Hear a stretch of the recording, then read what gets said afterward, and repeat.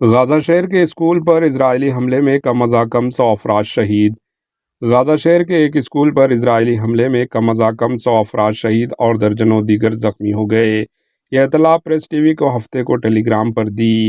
اسرائیلی defence force IDF نے آج کہا کہ اس نے غزہ شہر میں ایک اسکول پر فضائی حملہ کیا۔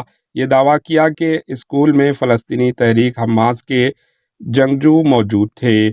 غزہ شہر کے مرکزی علاقے میں واقع تبیین اسکول پر کیے گئے حملے میں 47 افراد زخمی بھی ہوئے ہیں۔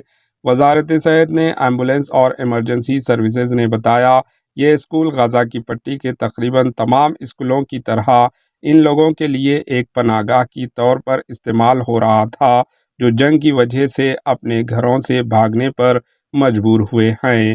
کئی ماہ سے جاری اس جنگ میں اب تک 39,600 سے زائد فلسطینی شہید ہو چکے ہیں اور 91,700 سے زائد زخمی ہو چکے ہیں۔ Bureau report AHN news.